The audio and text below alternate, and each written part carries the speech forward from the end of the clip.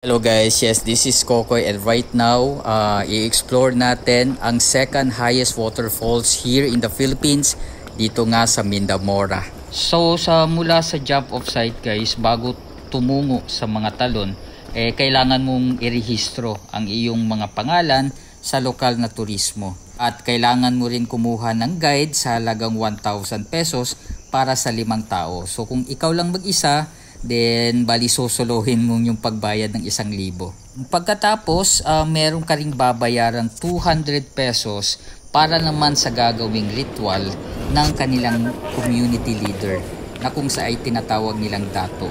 And usually guys, sa ibang vlog na nakikita ko, merong manok na parang inaalay, no, ng dato. Pero sa pagkakataong yun, parang wala akong nakita.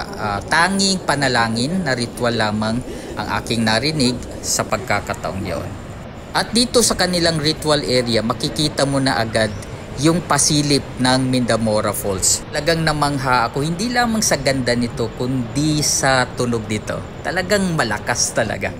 At pagkatapos ng ritual ay bumaba na kami para mapunta namin ang unang tier ng Mindamora Falls. At maraming nagsasabi, especially yung mga travel and tours, na itong Mindamora Falls ay kakayanin ng mga beginners. Pero isa lang yung masasabi ko, kung 3 out of 9 or 2 out of 9, yan ang masasabi ko na pang beginners talaga. Pero kapag ganito yung trail, I would say mga nasa 6 or 7 out of 9 in terms sa difficulty ng trail. Kaya kailangan natin na iset yung ating expectation ng tama, no? Ibig sabihin, before kayo pupunta dito sa Mindamora, at least 2 weeks before ay mag-exercise na tayo, takbo-takbo ng konti. At least pagpunta nyo dito ay medyo hindi mabigla ang iyong katawan sa inyong trekking dito sa Mindamora Falls. So meron kaming guide dito guys, nasa around 3 yata, no? Merong nasa una, meron sa gitna at meron sa hulihan. In my case, nasa gitna ako pero wala akong nakitang guide kasi yung guide sa gitna gina-guide naman yung senior. Yes, meron kami kasamang senior. So yun, kailangan naming maging independent. Pero dito na case, ayun, nakasama ko na yung isang guide. And buti na lang din kasi kailangan rin natin ng kasama, no, sa ating paglalakbay for safety purposes. Just in case naman na gusto nyo na makita ang waterfalls at medyo nagmamadali kayo, ay pwede nyo namang lakarin actually kasi meron na siyang trail, as you can see. Ayun, no, kitang kita naman yung trail, although walang mga ribbon dito pero very visible yung trail. So iba-iba rin ang klase ng trail dito. Merong patag, merong pataas, pero ang pinaka nahirapan talaga ako is yung pababa. Medyo nag-gain ako ng weight kaya hirap na hirap talaga akong bumaba kasi karga-karga ng aking tuhod at ng aking binti ang buo kong weight, no? So medyo mahirap talagang bumaba dito. And gaya ng sinabi ko kanina, expectation versus reality, kaya medyo nahirapan ako dahil hindi ako naghanda before ako pumunta dito. Gayun pa man, napupush ka talaga sa yung limit, no? Kasi nga sariwa yung hangin, tapos naririnig ko na kasi dito yung tunog ng waterfalls. And by the way guys, ang Mindamora Falls ay tinatawag din na Limonsudan Falls. Bali, boundary siya ng probinsya ng Bukidnon at saka ng Lanao del Norte. At meron nga akong nakausap na lokal dito na merong dispute, no, between Iligan at saka ng Bukidnon kung ano bang teritoryo to. Pero ang sabi niya na ang waterfalls itself ay bahagi ng Bukidnon. Pero merong katabi daw dito guys na eskwelahan na parang ito daw ay parte ng Iligan. Yun lang ang pagkakaalam ko. Ayaw ko nang manghimasok. Dahil wala naman akong alam. Basta yun lang isabi. And so right now guys ay makikita na natin ang paanan ng Mindamora Falls.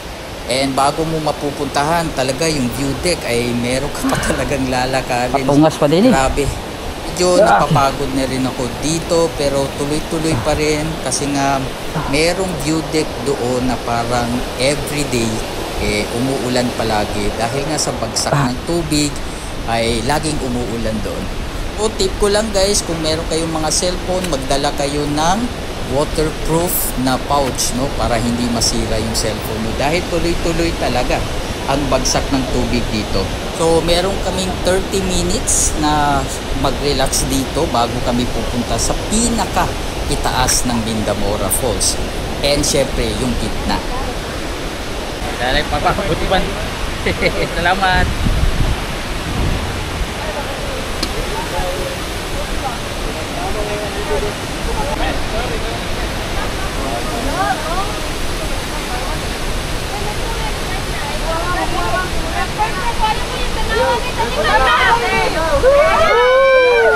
Hoy, ako birthday na!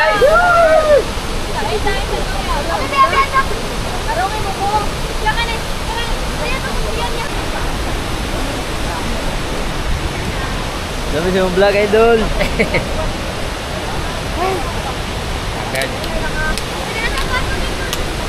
Hi vlog! Hi vlog! And pagkatapos ng 30 minutes, another lakaran na naman. Medyo nag-back trail lang kami, and merong crossing doon, nag-turn right na kami papunta na ng may itaas ng Mindamora Falls. And tip ko lang guys, kung pupunta kayo ng pinakauna na tier, no, yung pinakaibaba, at meron kayong dalang tubig, pwede nyo nang ubusin. Kasi dito banda sa may crossing, meron kang makukuha na tubig or yung tinatawag na water source. Pwede kang uminom, pwede kang mag-refill para meron kang kargang tubig papunta naman sa pinakatuktok ng Mindamora Falls.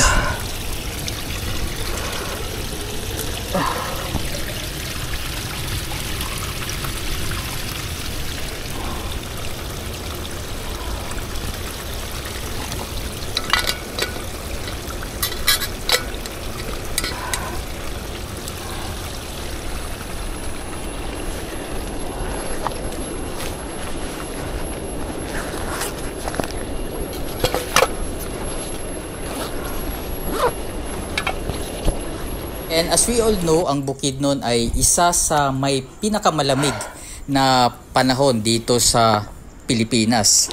Pero at that time, medyo mainit. Kaya nag-take muna ako ng break, kumain ako para ma-energize, bumalik yung energy ko. At syempre, uminom muna ako ng tubig bago tayo magsimula sa ating paglalakbay. And again guys, be responsible. Yung ating mga kalat ay pwede nating ilagay sa ating mga bulsa or sa ating mga bags, no? Dahil meron tayong kasabihan, leave no trace. Na kung saan ito ay isang prinsipyo na nagbibigay kapangyarihan sa mga taong bumibisita na iwanan ang kalikasan nang hindi nagbabago yung anyo, no, o yung presensya hanggat maaari. Basically guys, footprint lang ang iiwanan nyo. 'Di ba?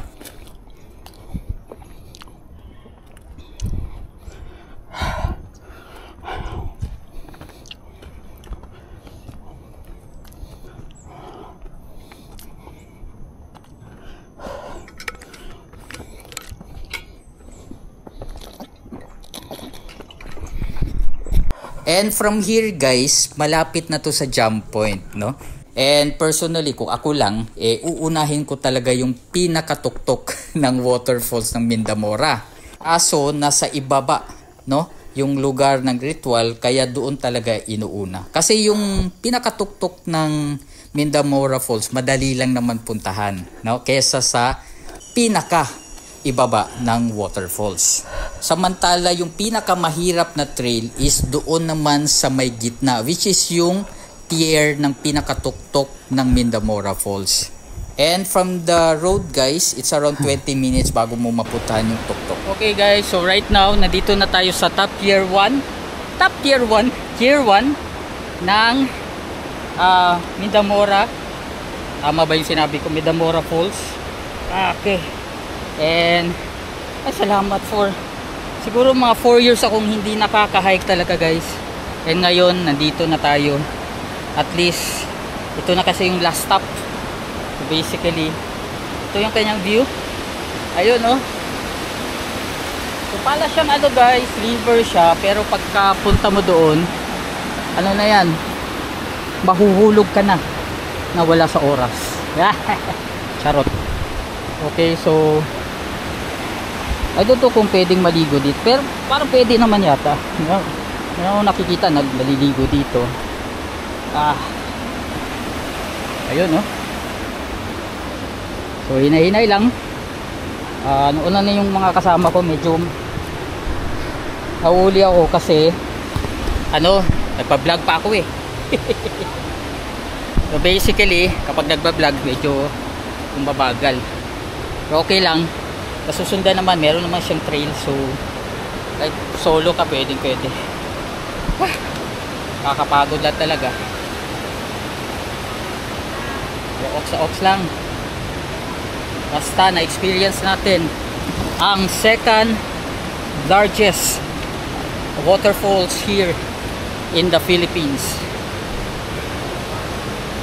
Okay na dito kahit madapa ako, kaya at least kung mahulog ako meron namang tubig.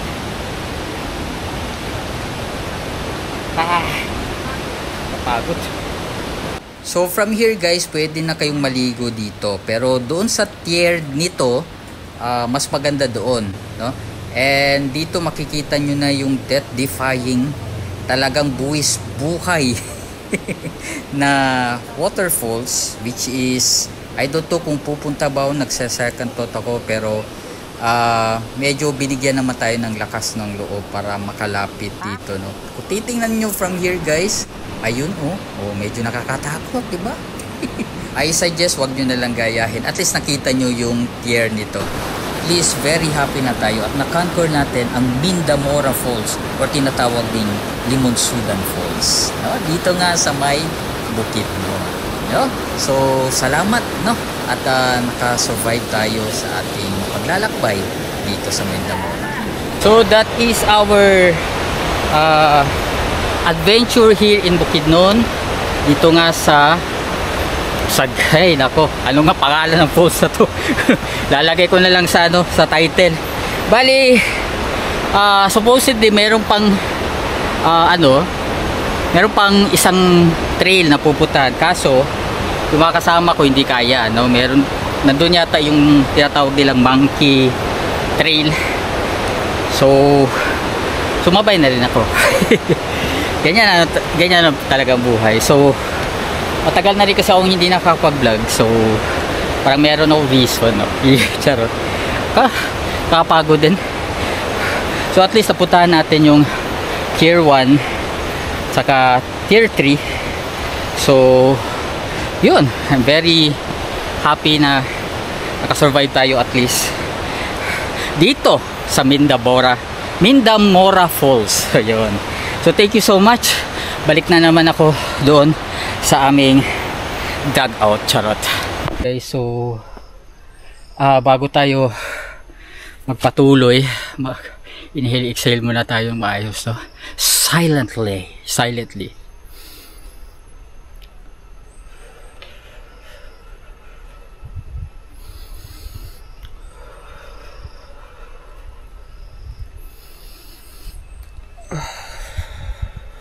Ayun, para naman hindi masayang yung pagpunta natin dito, kasi sariwa yung hangin dito guys, kasi pinapalibutan tayo ng mga puno, syempre mga damo.